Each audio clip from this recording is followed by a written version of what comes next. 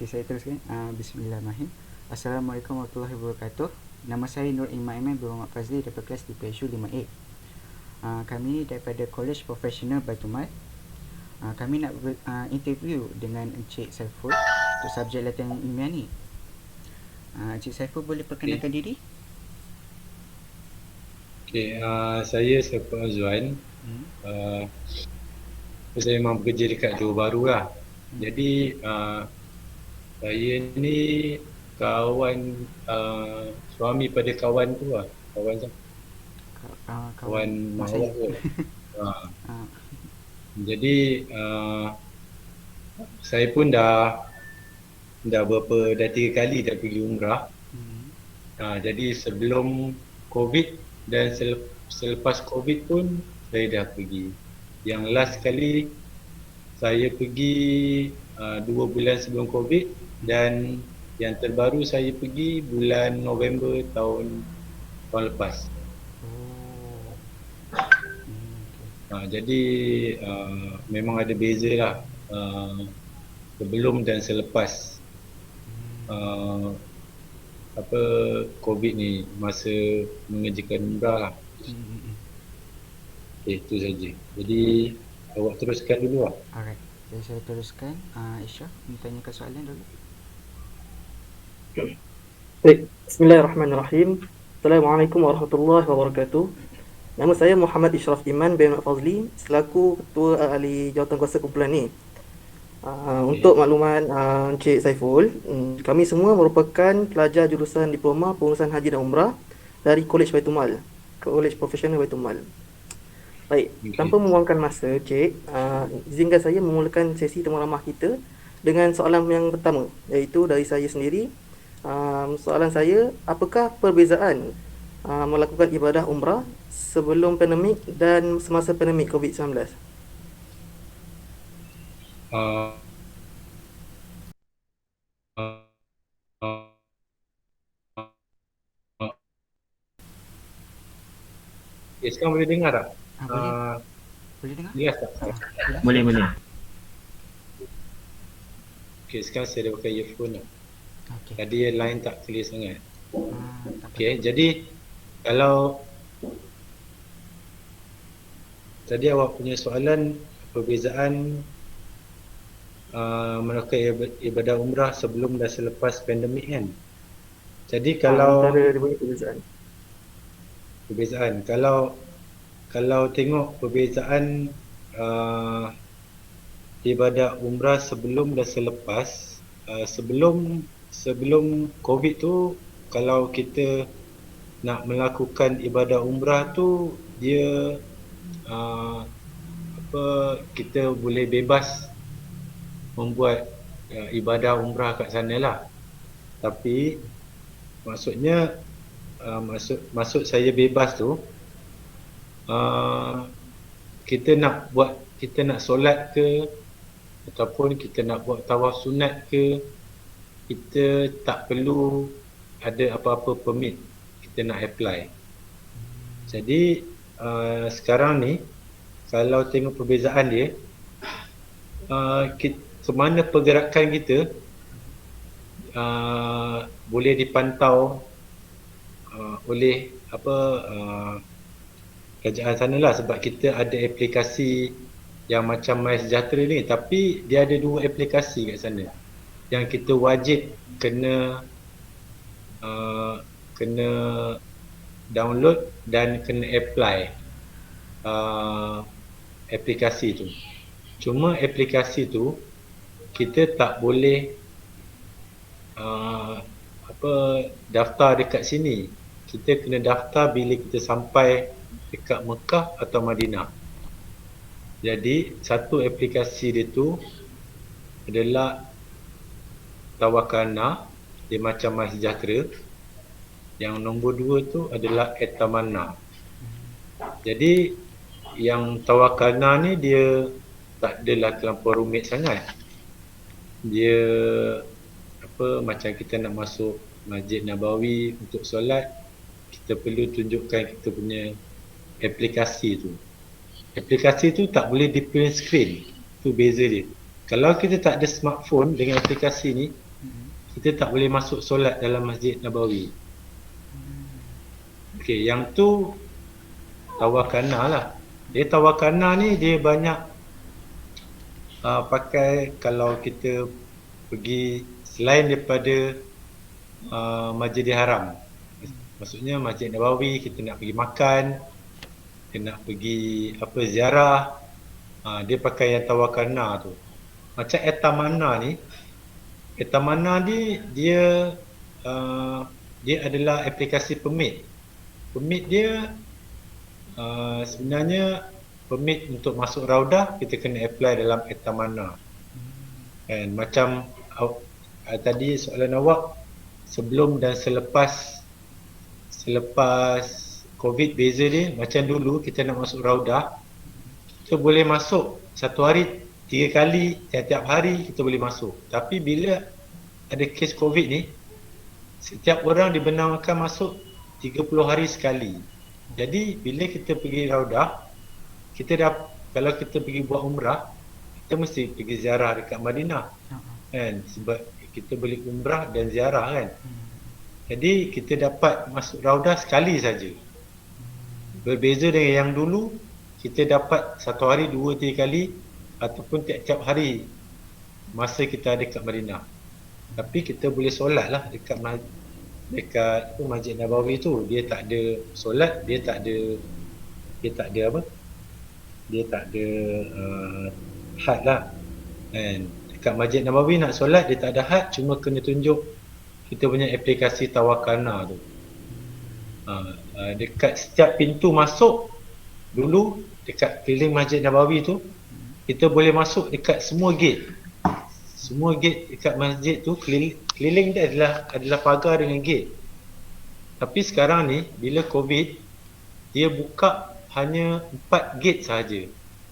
Dia ada 22 gate jumlah. Jadi kita tak boleh masuk dan keluar sebarang gate. Jadi kalau kita masuk gate situ, kita pun akan keluar gate situ. And macam yang sebelum ni kita boleh masuk mana-mana gate.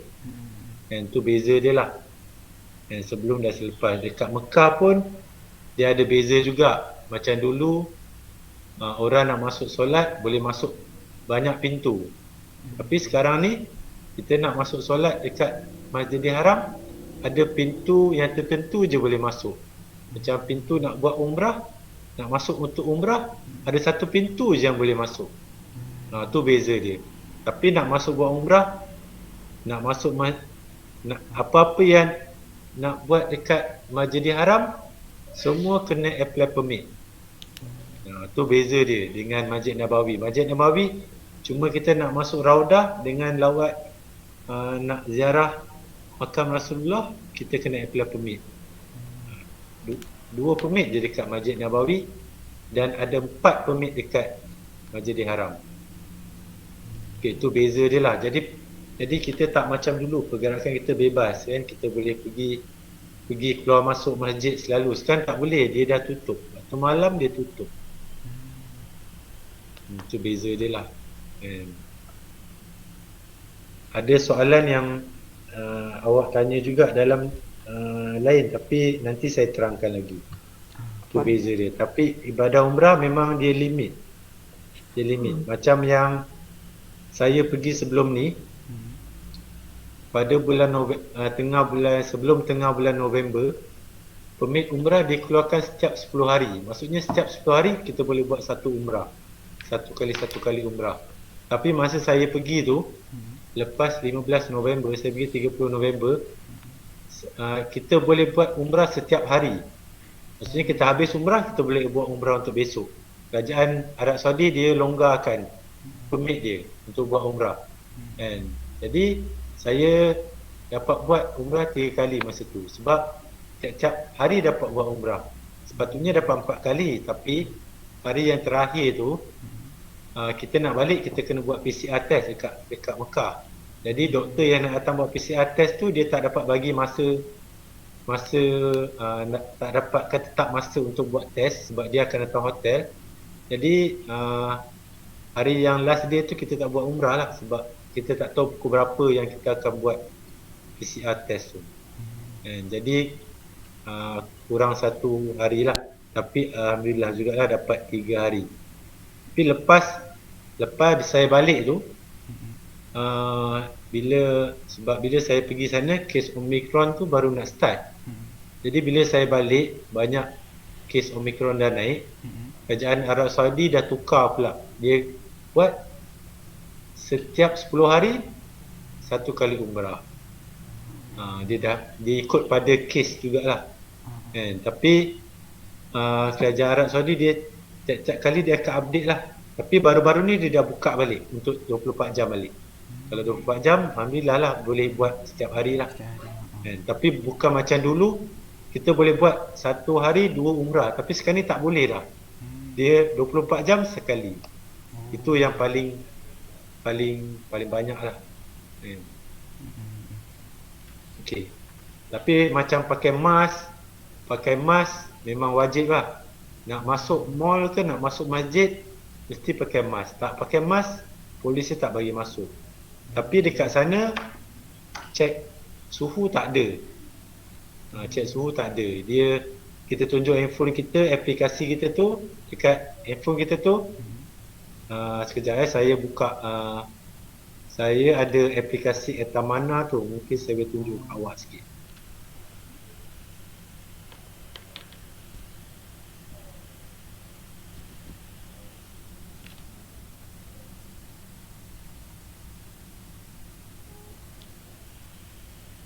Sebab saya dah ada aplikasi tu masa saya pergi hari tu, jadi dia masih valid lagi sampai sekarang.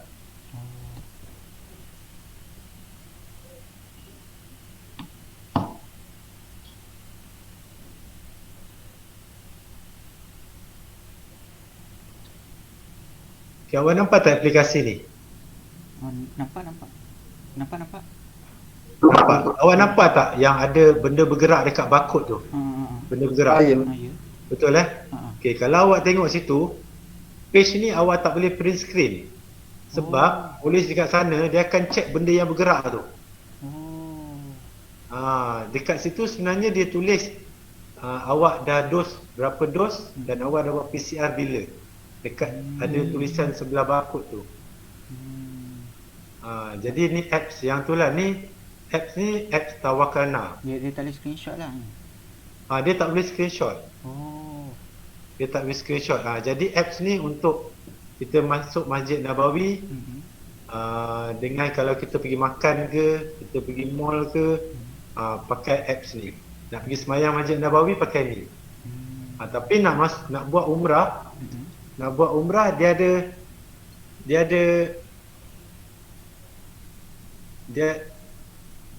ada satu lagi aplikasi lah, nama dia Etamana. Nanti saya tunjuk Etamana pula. Tapi dekat sini bila awak nak on aplikasi ni, memang kena on location. Kalau awak tak on location, dia tak keluar. Sebab dia nak detect awak pergi mana. Dia pakai internet ke? Dia pakai internet lah. Sampai sana awak memang kena daftar, ambil SIM card Arab Saudi, baru awak boleh sign in dalam aplikasi ni. Kalau dulu kita tak perlu aplikasi ni. Betul tak? Jadi kalau awak tengok saya punya tu on location, nampak? Saya kena on location. Kalau saya tak on location dia tak boleh. Tu dia punya. Jadi bila polis tu dia nak tengok benda yang kita punya aplikasi ni bergerak. Maksudnya sentiasa update lah. Okey. Kalau tak ada wifi ke internet macam mana? Tak boleh. Memang wajib sampai sana kena beli SIM card. Kena beli SIM card Saudi, kena nombor Arab Saudi. Jadi saya punya nombor masih valid lah sampai sekarang. Sebab tu saya boleh tengok. Jadi saya tunjuk aplikasi satu lagi. Satu lagi ni adalah ini aplikasi. Kalau awak tengok ni Etamana. Okey, awak nampak tak tulisan tulis umrah, Tawaf, praying, praying betul, tawaf first floor. Lepas tu praying in Raudah laki-laki, praying in Raudah woman. dengan apa Proper awak visit. proper visit. Jadi untuk awak nak apa, nak buat umrah ke apa, awak kena apply dekat servis tu. Jadi apa, nanti dia akan keluar satu permit. Contoh permit tu macam ni. Macam ni. Ni kebetulan semalam saya ada tolong satu apa, saya punya mutawif yang sebelum ni. Nampak tak dekat yang barcode tu berkelip-kelip? Betul tak? Nampak? Jadi bila awak nak masuk Masjidil Haram, dia nak tengok permit ni yang ada berkelip. Berkelip dia bagi masuk. Kalau tidak, polis tu tak bagi masuk. Yang jaga dekat pintu semua adalah polis sana. Jadi kalau awak tengok situ kan, nampak tak ada tulis tarikh masa. Nampak. Jadi maksudnya dia ada tarikh kita nak buat umrah dengan masa. Setiap permit dia bagi 3 jam untuk buat umrah. Dia pukul 12, pukul 3 pagi, 3 pagi, 6 pagi, 6 pagi, 9 pagi, 9 pagi, 12 tengah hari, 12 tengah hari, pukul 3, 3 pukul 6. Dia 24 jam tu. Tapi setiap permit 3 jam. Kalau terlebih masa, dia udah bagi tahu. Kalau terlebih masa, awak tak boleh masuk lah. Awak dah duduk dalam tak apa. Awak dah duduk dalam tak apa. Tapi awak tak boleh masuk balik. Faham tak? Betul. Jadi dia bezalah macam dulu. Macam dulu sebelum Covid, benda ni semua tak ada. Jadi dulu awak bebas, awak nak masuk masjid, awak boleh masuk bila-bila. Tak perlu apply permit, awak boleh masuk. Lagi satu, beza dia macam orang sekarang ni buat umrah. Dia Masjidil Haram tu dia ada banyak tingkat, 1 2 3 4 5 sampai rooftop. Jadi siapa yang buat umrah pakai ihram, dia akan buat umrah dekat level bawah. Level mataf lah, orang panggil mataf. Lepas tu tingkat 1 untuk buat tawaf sunat. Tingkat 2 untuk solat. Dia dah asingkan dah. Sebab tu salah satu soalan tadi ada tanya pasal tawaf sunat dengan tawaf wida kan. Tahu dah. Jadi nanti saya terangkan lah. Soalan seterusnya tu Encik Saiful. Okey, soalan yang seterusnya, adakah benar tentang para jemaah tidak boleh menunaikan tawaf sunat dan wada dan hanya boleh menunaikan tawaf umrah saja? Betul ke Encik Saiful? Sebenarnya boleh buat tawaf sunat mulai daripada 20 hari bulan November tahun lepas. Dia dah boleh buat tawaf sunat. Tawaf sunat ataupun tawaf wada tu, kalau ikut aplikasi Etamana tu, dia buat dekat tingkat 1. Okey, dia buat tingkat 1. Tetapi yang permit yang tawaf sunat atau tawaf wada tu yang dalam aplikasi Etamana tu adalah di luar waktu solat. Contohnya sekarang ni selepas waktu isyak 1 jam dia orang tak benarkan orang masuk untuk duduk dalam Masjidil Haram. Tapi dia orang bagi untuk buat tawaf sunat atau tawaf wada lah. Jadi masa dia pun sama.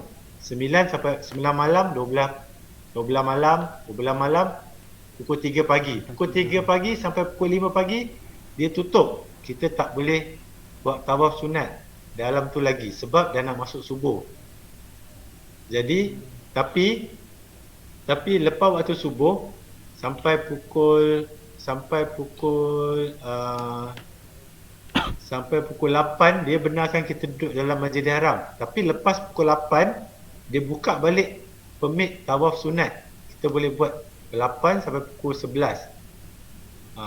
Lepas tu dia akan buka untuk orang masuk solat lah. Sebab bila kita nak buat solat dekat Masjidil Haram pun kita kena apply permit.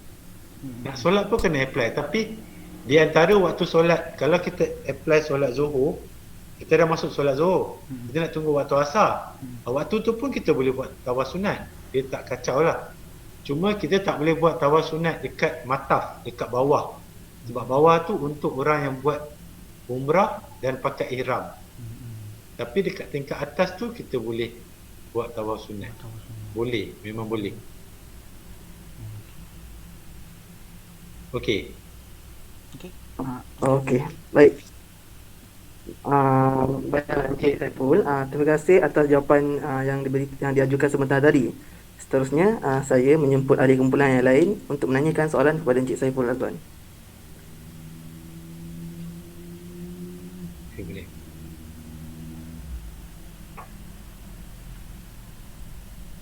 Siapa yang tanya pula lepas ni? Ya. Syami. Syami, buka mic.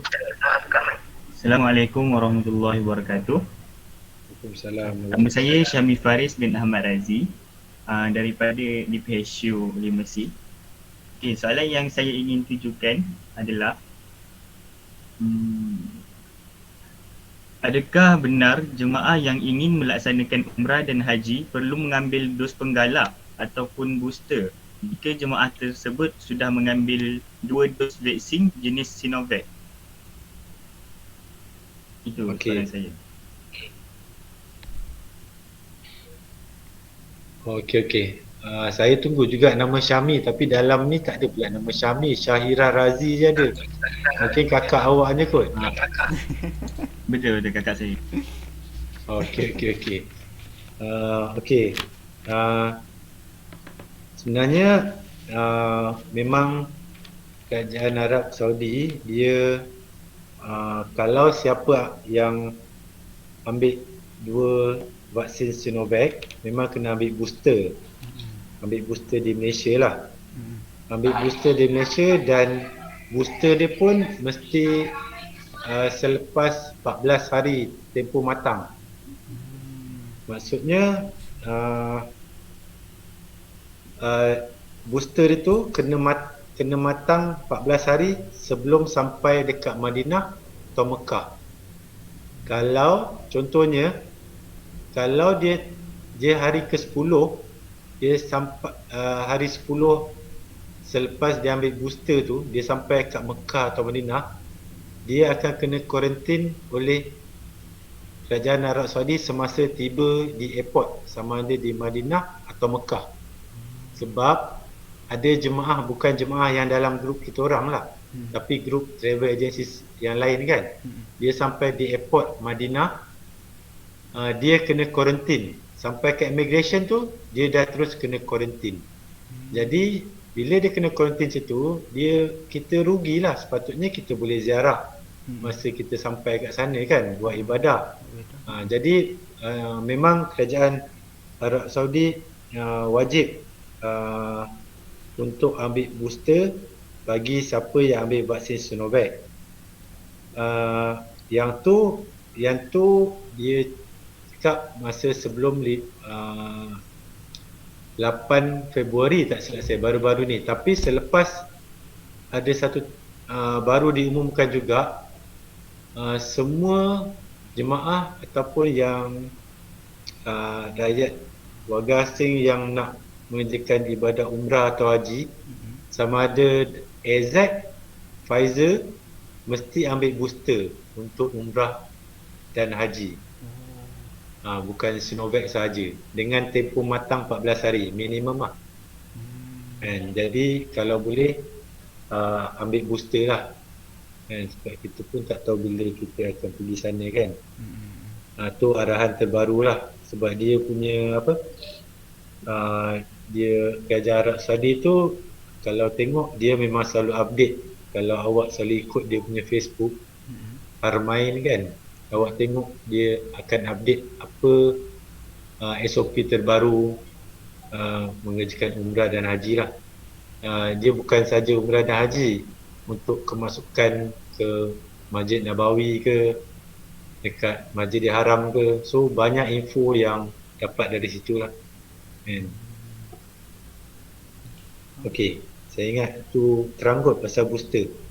Mesti lepas tempoh matang lah 14 hari. Kalau tidak, memang kena kuarantin di Arab Saudi. Dan kos tu jemaah kena tanggung sendiri. Sebab beza dia, bila dia kena kuarantin tu, yang dekat aplikasi Etamana tu, yang saya punya warna hijau kan tadi. Betul tak? Dia punya color lain, color purple atau color kuning. Jadi dia tak boleh pergi ke mana-mana. Bila polis sana tengok, tu je dia akan, Quarantine. kita tak boleh keluar daripada hotel. Sebab hotel pun dia ada guard, dia akan check kita punya aplikasi ni. Okey. Okay, terima kasih atas jawapan yang diberikan. Okay, soalan saya seterusnya, adakah benar tentang isu tidak boleh membawa air zam-zam balik ke Malaysia? Jika benar, mengapa sedemikian berlaku? Okey. Sebenarnya boleh bawa balik air zam-zam ni. Dia cuma beza dia macam ni tau. Dekat Jeddah tu, bila nak balik, selalunya kita akan balik melalui airport Jeddah lah. Airport Jeddah ni yang dekat dengan Mekah. Kan? Jadi airport Jeddah ni dia besar dan dia ada banyak. Macam KLIA kita ada 1, 2, 3 kan. Dia sana ada 5 airport dekat Jeddah. Jadi sebenarnya dekat Jeddah ni, yang dulu mula-mula sebelum ada flight MAS pergi direct ke Jeddah lepas pandemik, semua kena pakai Arab Saudi punya airline. Jadi Arab Saudi punya airline dia landing berlepas daripada airport yang baru. Jadi dekat airport, sebenarnya air zam-zam ni memang dah ada kaunter dia dekat airport. Tapi airport baru ni, dia punya kaunter dia tak siap lagi. Jadi dulu kebanyakannya travel agency ni, diorang akan beli, sebab beli air zam-zam tu 5 liter tu dekat kaunter airport. Kat kaunter airport, sebab kaunter airport dia yang jual. Kan? Jadi bila kebetulan masa saya pergi hari tu, saya pergi tu hari, saya naik MAS, tapi saya pergi dekat airport Jeddah lama. Dekat airport Jeddah lama pun kaunter air zam-zam tu tak buka. Memang tak buka. Tapi ada jemaah yang bawa balik. Sebenarnya boleh bawa balik, tapi kena beli daripada Mekah. Kaunter air zam-zam yang jual tu, yang dekat airport dah tak buka. Jadi kita kena beli daripada Mekah lah. Bawa pergi airport, itu baru boleh bawa balik. Macam dulu kita tak payah bawa daripada Mekah. Di dekat airport sendiri ada kaunter dia yang jual air zam-zam untuk dibawa keluar. Sebab air zam-zam dibawa keluar tu, dia dalam satu kotak lah. Memang packing dia cantik lah. Jadi dia tak jual dekat airport, dia jual dekat luar lah. So kita kena beli dari luar. Sebenarnya boleh bawa balik. Jadi selepas daripada start bulan Disember dah boleh bawa balik air zam-zam. Cuma kalau mutawif tu tak tahu, tak ada info macam nak dapatkan air zam-zam tu, memang tak boleh bawa balik. Kalau dia dah biasa, dia tahu kat mana nak dapatkan air zam-zam tu dekat Mekah untuk dibawa keluar jemaah, bolehlah bawa balik. Tapi satu orang 5 liter je lah. Dia lagi mahal ke kalau kat umrah beza dengan airport? Sama je, cuma kaunter dia tutup. Kaunter air zam-zam tutup. Macam tu. Sebab dia memang ada kaunter macam satu pondok tu tempat air zam-zam saja. So biasanya travel agency akan pergi sana beli. Kalau 40 orang jemaah, dia akan beli 40 botol. Dia sebab bila nak beli air zam-zam ni, dia kena tunjuk flight ticket untuk beli. Baru boleh beli. Beli sana. Okay. Kalau tidak, kita tak boleh beli untuk air zam-zam untuk bawa keluar. Dia sama harga lah, cuma kaunter tu tak ada dekat airport masa tu. Okey.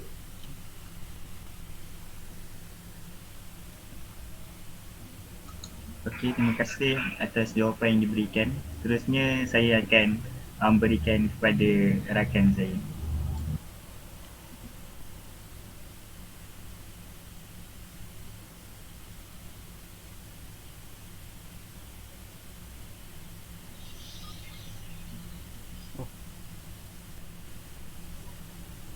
Silakan awak yang Oh, saya. yang soalan. Minta maaf kan.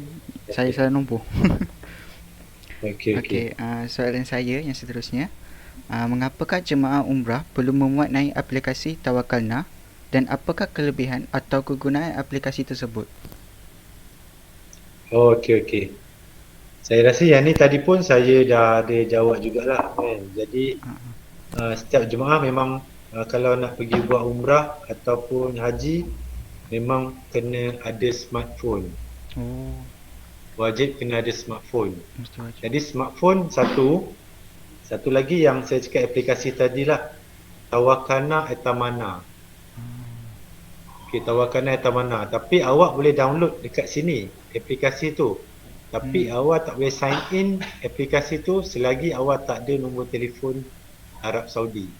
Jadi bila awak landing sampai je dekat Madinah atau Mekah, mesti dapatkan SIM kad Arab Saudi untuk awak sign in kan, aktifkan awak punya aplikasi tadilah, Tawakalna lah. Jadi Tawakalna ni macam yang saya cakap lah, macam MySejahtera kan, untuk masuk solat Masjid Nabawi atau awak nak pergi makan mana-mana, awak kena ada Tawakalna lah. Etamana ni banyak pada permit lah, itulah nak solat Raudah, ziarah makam Rasulullah, itu nak permit umrah, tawaf sunat kan. Jadi sebab apa? Sebab yang Etamana ni sebenarnya dia aplikasi ni, kalau awak tengok setiap 3 jam tu yang dia bagi tu, bila awak nak apply, dia punya colour dia berlainan tau. Kalau di hijau tu maksudnya orang tak ramai.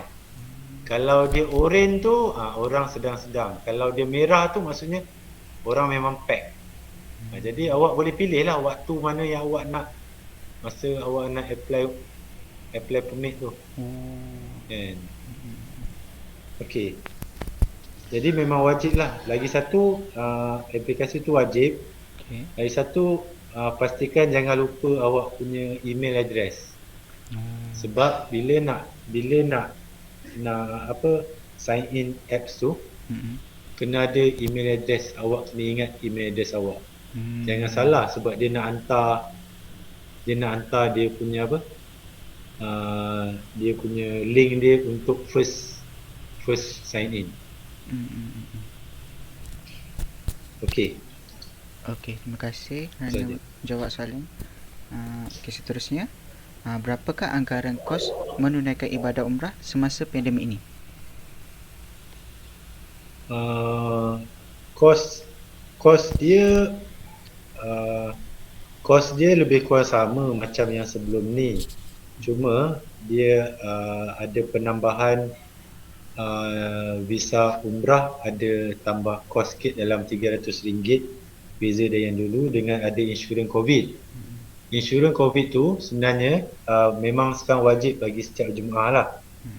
Ini yang saya dapat information jugalah. Insurans COVID ni dia ada 2 jenis insurans yang kita boleh belilah. Ada yang biasa, ada yang premium.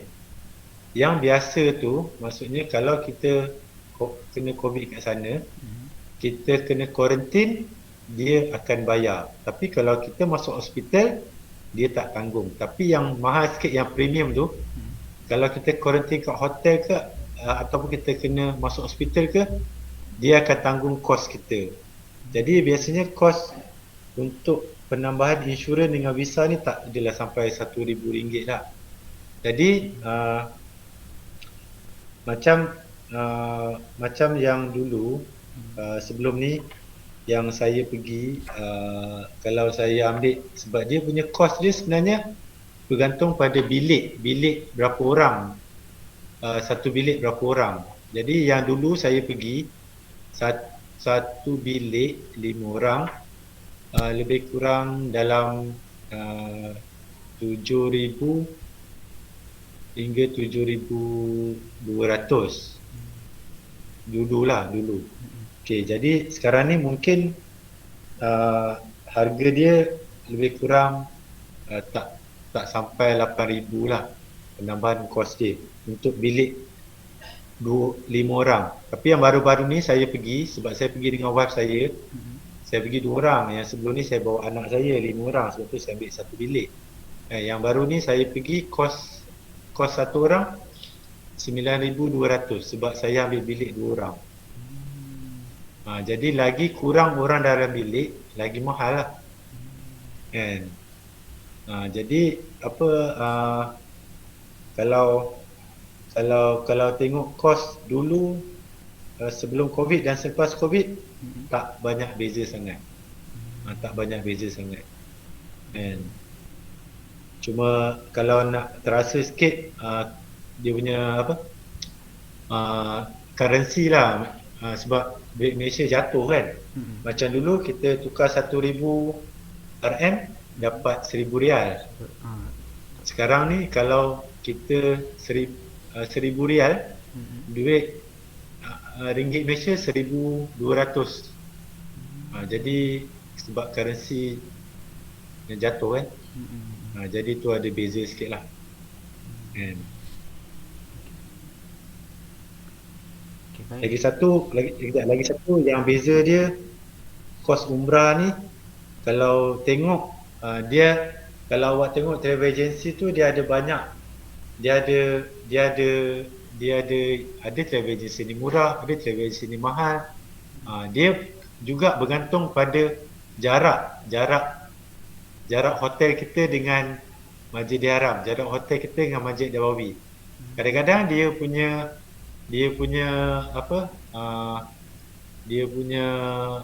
harga murah tapi hotel ni jauh.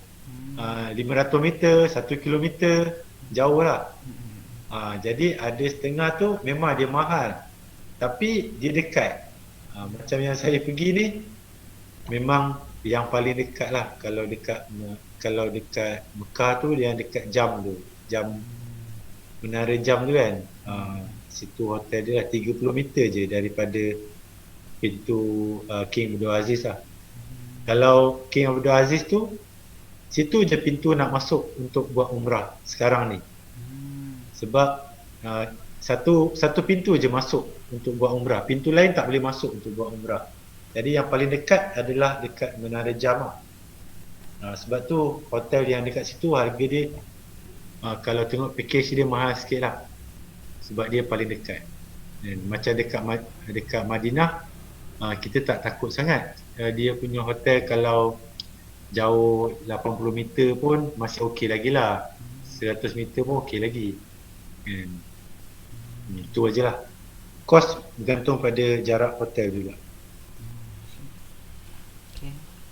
Itu saja daripada soalan daripada saya. Saya bagi pada soalan pada yang seterusnya. Hello, dengar tak? Saya dengar. Okay, Assalamualaikum warahmatullahi wabarakatuh. Nama saya Abdul Muhaimin bin Muhammad Sulaiman. Saya benarkah jemaah umrah membuat PCR test terlebih dahulu sebelum berlepas ke Arab Saudi daripada KLIA? Sekarang ni memang wajib buat PCR test sebelum terbang, bukan sebelum sampai Madinah. Dia ada dua kemusykilan dekat situ. 72 jam sebelum terbang dari KLIA, bukan 72 jam sampai Madinah. Sebenarnya 72 jam sebelum terbang dari KLIA. Result dia mesti nak pakai result 72 jam lah. Memang wajib. Kalau tidak, sebab apa? Masa kita nak terbang tu, kita akan tunjuk kita punya result PCR tu. Dia akan tengok tarikh dengan masa. Lepas tu, bila kita sampai dekat airport Madinah atau Mekah, time nak cop pasport tu, dia akan minta keputusan result tu juga. Dengan sijil vaksin, dia nak tengok sekali. Kalau lengkap, baru dia akan cop kita punya pasport. Baru dia bagi kita masuk. Kalau tidak, tak boleh. Tapi baru-baru ni saya tak pasti kerajaan Arab Saudi ke ataupun kerajaan Malaysia, dia dah tukar 72 jam ke 48 jam. Dia dah pendekkan tempoh test tu. Jadi maksudnya kita buat test hari ni, besok dah terbang. Macam tu. Macam dulu kita boleh ada satu hari boleh relax dulu lah, tapi sekarang tak boleh. Sekarang dah tukar 48 jam. Bukan 72 jam wajib untuk buat PCR test. Sebenarnya kita nak balik sini pun kita kena buat test juga. Tapi dekat Mekah atau Madinah lah. Jadi tu yang saya cakap tadi, yang sana pun sama 72 jam sebelum flight terbang lah. Bukan 70 jam sampai ke destinasi kita tu.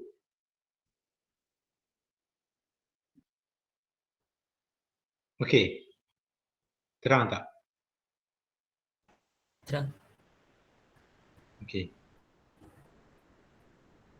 Terima kasih Ustaz sebab dah jawab soalan saya. Next nak tanya, berapakah kuota umrah dan haji di Malaysia sekarang ni? Okey, kuota umrah ni saya tak dapat nak terangkan. Dengan kuota haji tu saya tak pasti sebab tu anda yang kuota haji memang anda tabung haji lah. Tapi kalau awak tanya saya berapakah limit jemaah dalam satu grup untuk umrah, saya cakap 40 orang. Sebab apa 40 orang? Sebab bila kita dekat Mekah atau Madinah, kita akan naik bas. Jadi bas tu seat capacity dia 44 orang. Jadi 4 tempat duduk spare tu untuk mutawif dan petugas. Jadi jemaah 40 orang. Satu grup maksimum jemaah 40 orang. Tapi yang sebelum ni, yang saya pergi baru-baru ni, tak ramai. Saya pergi jemaah 25 orang sahaja. Tapi travel agency lain ada yang 30 orang, 30 lebih orang. Tapi jaranglah sampai limit ngam-ngam 40. Biasanya kurang sikit lah.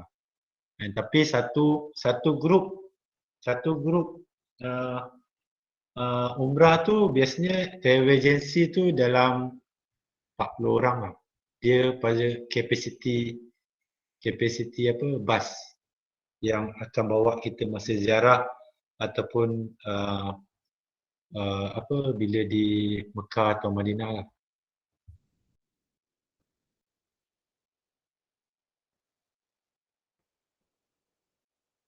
Cuma sekarang ni kalau tengok dulu kan, kalau tengok dulu satu grup umrah tu 40 orang, satu mutawif je kalau dululah sebelum pandemik. Tapi kalau lepas pandemik ni, satu grup kurang-kurang mesti ada 2 mutawif atau 1 mutawif dan 1 petugas. Sebab apa? Sebab kita kan sekarang ni ada aplikasi permit kan. Jadi kalau jemaah-jemaah ni tak biasa dengan nak apply permit, nanti akan ada jemaah yang tertinggal tak apply permit. Jadi memang sekarang ni dia punya petugas dia dah lebih lah. Kalau dulu memang satu mutawif cukup. Tapi sekarang ni kurang-kurangnya dua mutawif. Satu grup, satu kumpulan. Okey. Jadi ada setengah travel agency pun dia dari Malaysia dia satu mutawif, tapi dia dekat Mekah atau Madinah dia ada petugas yang memang duduk dekat sana. So dia akan sambut jemaah yang datang, akan bawa. Nanti bila dia dah habis grup yang ni, dia bawa grup yang lain. Macam itulah. Okey, ingat tu saja kot. Saya jawab soalan. Terima kasih Ustaz. Seterusnya saya akan serahkan kepada rakan saya yang seterusnya. Terima kasih. Sama. Assalamualaikum warahmatullahi wabarakatuh. Nama saya Ni Alisa. Soalan yang pertama, adakah pemakaian penutup muka, mask dan penjarakan semasa solat masih dilakukan di Mekah atau Madinah?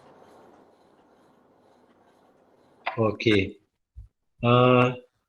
Yang pasal mask ni memang wajib lah. Dekat Mekah atau Madinah memang wajib pakai. And kalau tak pakai, dia tak bagi masuk masjid, tak bagi buat umrah, memang tak bagi kan. Sebab dekat dalam masjid tu ataupun dekat dalam Masjidil Haram tu, memang dekat pintu masuk tu ada polis. Dekat dalam tu pun ada petugas-petugas dia. Kan. Jadi memang mask memang tak boleh buka lah. Betul, dari segi penjarakan sosial, masa saya pergi hari tu, yang masa saya pergi ujung bulan November dengan Disember tu, dia solat tak ada penjarakan sosial. Maksudnya boleh rapat saf. Jadi tapi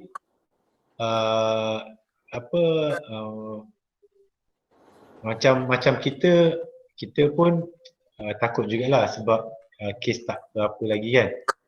Jadi kita sendiri yang jaga SOP kita lah, walaupun tak ada penjarakan sosial, tapi kita sendiri kena ambil pendekatan lah, mask jangan lupa, jangan buka, sebab dekat sana kebanyakannya orang luar lah, ada juga orang Arab juga. Bila dia orang dah sampai tempat dia orang nak solat tu, dan dekat solat tu, dia orang buka mask sebab dia orang nak hidung dengan dahi ni sentuh lantai kan, lantai Masjidil Haram tu. Tapi pada saya buat masa tu tak sesuai kot, sebab tak ada penjarakan sosial kan. Lebih baik saya pakai mask dulu kan, tak apa, dahi masih okey lagi kan. Tapi memang ada jemaah lain yang dia sampai tempat solat tu, dia tak bergerak lah, tapi dia buka mask dia tu tempat dia solat tu kan. Tetapi kalau tapi lepas saya balik tu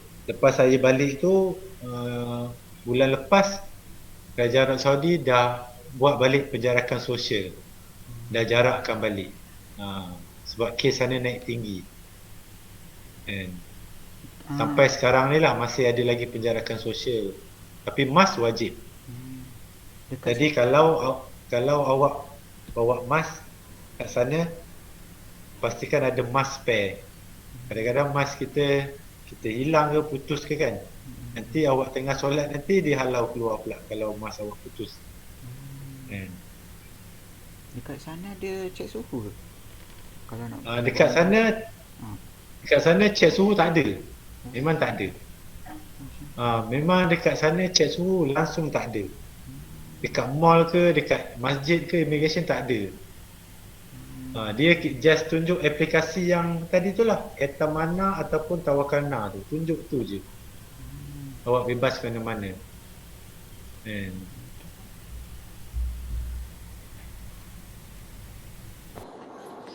Okey, soalan yang terakhir.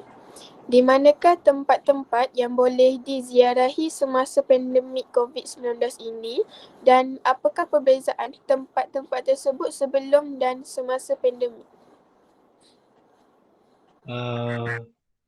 Tempat-tempat ziarah masih sama lagi sebelum dan selepas pandemik. Cuma yang beza dia, macam dulu tempat ziarah betul macam apa, ramai, tapi sekarang ni lepas COVID, tempat ziarah tu tak ramai orang sangat kan. Macam dekat macam yang saya pergi dekat Benah, Masjid Quba, Jabal Uhud kan, jadi memang tak ramai. Memang boleh pergi ziarah. Tempat tu memang boleh pergi ziarah lah kan. Jabal Nur semua boleh pergi ziarah. Lepas tu macam dekat Mekah, kita boleh pergi Masjid Ubadiyah, lagi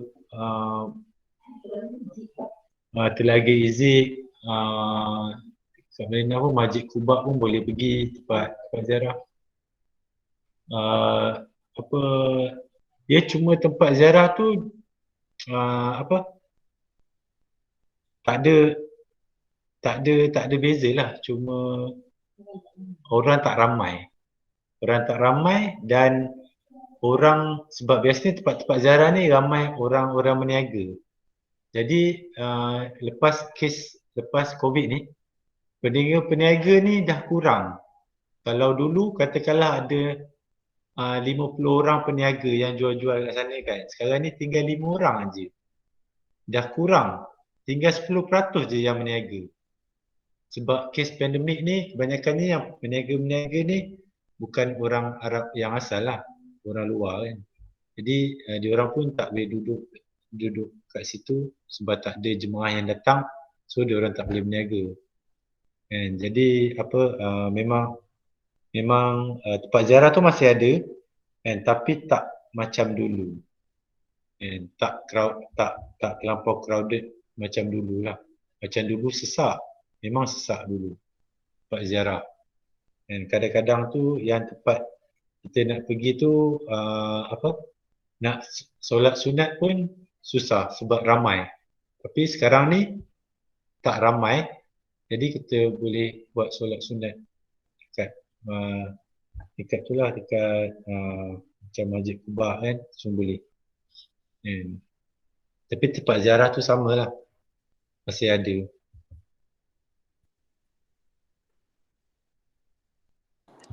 Baik, terima kasih Ustaz. Okey, sama-sama. Itulah kalau kalau tanya saya kan, kalau buat masa ni nak pergi buat umrah, nak pergi Mekah atau Madinah dulu kan, kalau tanya saya pergi Madinah dulu baru pergi Mekah. Sebab ada aplikasi yang kita kena apply. Kalau kita, contohnya kalau kita pergi Mekah dulu, kita punya aplikasi ni ada masalah, kita tak boleh buat umrah. Sebab kalau kita kat Madinah, aplikasi kita ni ada problem, kita masih okey lagi sebab kita baru pergi Masjid Nabawi je. Kan? Macam ada satu jemaah tu, dia punya aplikasi Tawakalna tu, dia awak kena buat Tawakalna dulu baru boleh buat Tamanna. Tawakalna ni yang basic sekali. Kalau awak tak dapat sign in Tawakalna, awak tak boleh buat solat Masjid Nabawi. Jadi ada satu jemaah tu, dia tak dapat sign in untuk aplikasi Tawakalna ni disebabkan immigration Arab Saudi salah key in nombor pasport dalam sistem immigration dekat masa kat airport. Kita orang pun dapat tahu masa hari ketiga. Hari ketiga tu masih tak boleh. Masa hari kedua tu, kita orang pergi yang SIM card tu balik, check balik SIM card tu, registry kan. Nama dia betul semua. Betul orang tu cakap kena pergi immigration. Mesti ada yang data dia key in salah. Tapi bila besoknya tu, kita pergi immigration, rupanya immigration salah key in tarikh lahir. Salah key in bulan. Dia lahir Ogos, dia type September. So bila kita nak key in dalam aplikasi tu, dia kena key in tarikh lahir tak sama dengan yang immigration itu. Sebab sebenarnya kita punya Tawakalna ni adalah link dengan kita punya pasport masa kita sampai. Gambar yang kat Tawakalna tu sebenarnya gambar yang dia ambil masa kita sampai dekat airport pertama kali. Jadi kalau kita ada, contohnya kita pergi Mekah dulu kan, kalau kita pergi Mekah mesti kita nak buat umrah terus kan, betul tak? Jadi kalau kita ada problem dengan aplikasi ni, kita dah rugilah. Kita dah ada niat umrah, dah ada pakai ihram kan. Jadi kalau tanya saya, bagus pergi Madinah dululah. Ada dua masalah lah masa tu. Ada yang seorang tu Tawakalna tak boleh, seorang lagi Tamanna kan.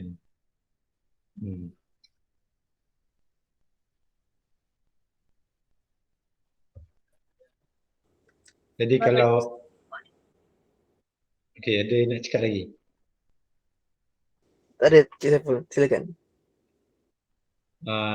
Jadi katakanlah awak ambil awak ambil kos diploma umrah dan haji kan.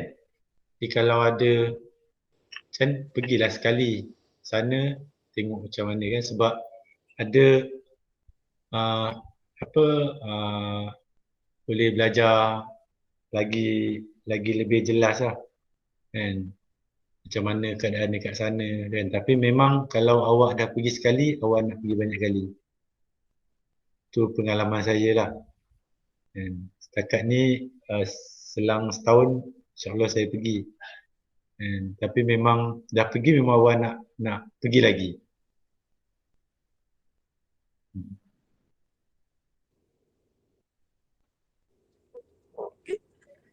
Baik, Cik Saiful. Terima kasih. Baiklah Cik Saiful, sekali lagi saya ingin mengucapkan ribuan terima kasih kepada Encik Saiful Azwan kerana sudi meluangkan masa untuk hadir sesi temu ramah secara online pada malam ini. Saya harap dengan adanya perkongsian daripada Encik Saiful dapat membantu serba sedikit kepada jemaah umrah yang terkini dan juga pelajar Kolej Profesional Baitul Mal. Sekian, terima kasih Encik Saiful. Assalamualaikum. Waalaikumsalam. Terima kasih banyak Selamat maju jaya untuk awak semua. Doakan kami semua. Terima kasih Cik Saiful. Okey, kalau ada apa-apa tak faham nak tanya boleh PM saya je terus. Okey. Baik Cik Saiful. Okey, terima kasih. Assalamualaikum. Salam. Salam.